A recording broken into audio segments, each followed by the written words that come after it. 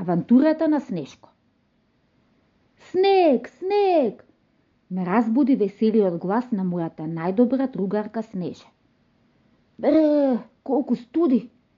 Си помислив додека ја подавав главата надвор од мојата мала кукичка. Ох, на носот ми застана една мала снегулка и веднаш се стопи. Можев да ја надушкам Снеже со моето мало смрзнато носе пред таа да се појави скокајќи од радост. Снежко, Снежко, види колку убав зимски ден. Ајде, ќе одиме во паркот, воскликнува Снеже. Во паркот? Помислувам зачудено. Никогаш не сум бил во паркот кога имало снег. Се прашувам што ќе правиме со Снеже на снегот. Ми студи. Ама снегулките волшебно танцуваат над мојата глава и ме мамат со нивниот танц. Ме мами и веселата смеа на Снеже, а ја сакам кога таа е среќна и сакам да си играм со неа. Снеже ми е најдобра другарка од првиот момент кога ја запознав. Пред некое време дознав дека сега е зима и дека Снеже многу го сака снегот. Може би затоа и мене ме вика Снежко? Сигурно е така. Се двоумам, ама одлучив да бидам храбар и да одам во паркот. Штом ќе одиме заедно со Снеже, не може да не биде убаво. Паркот изгледа како излезен од некоја бајка, како од оние чудесни бајки кои Снеже секоја вечер ми ги раскажува пред да оди да спие. Дрвјата, тревата, се е покриено со блескава сребрено-бела боја. Насекаде трчаат деца, се смеат, прават мали топки од снегот кои ги фрлаат едни кон други, а некои носат и санки и одат кон малиот рид, се скачуваат на врвот, а потоа седнуваат на санките и како птици јурнуваат надолу. Колку е убаво и весело, помислувам додека трчам околу Снеже. Одеднаш таа застанува кај една мала група на деца кои имаа направено една джиновска топка снег.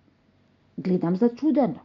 Едно од децата тркала уште една малку помала топка, а кога стигна до нас, сите заедно му помогнаа да ја стави врз првата топка.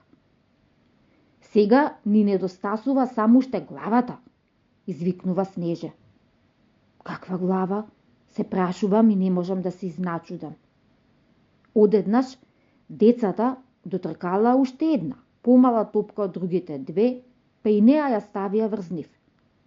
Гледам во трите снежни топки наредени една врз друга и не можам да сватам што се случува. Децата весело играат околу снежните топки.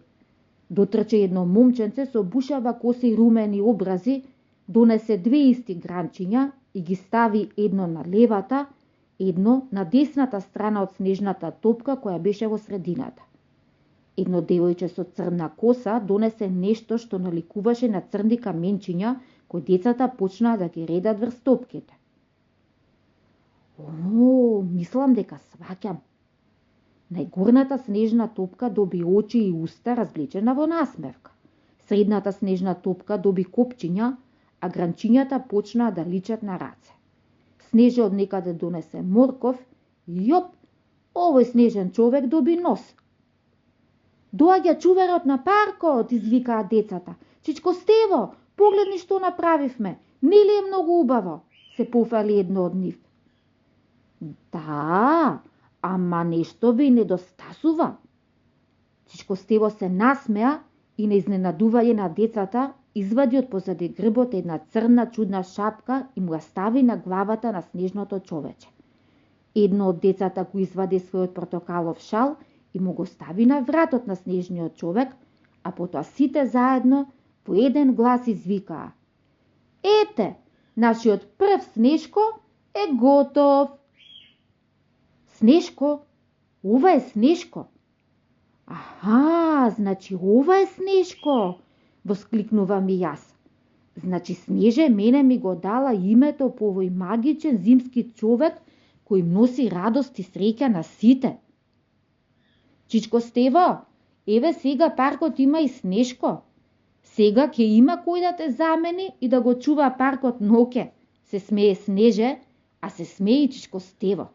Се смеат сите деца и весело играат околу Снежкото. Дури птиците од паркот долета и почнаа весело да штракаат со клунчињата. Магичен е паркот во зима, помислувам јас. А најголемата магија ја носи снежниот човек, кој се вика исто како и јас.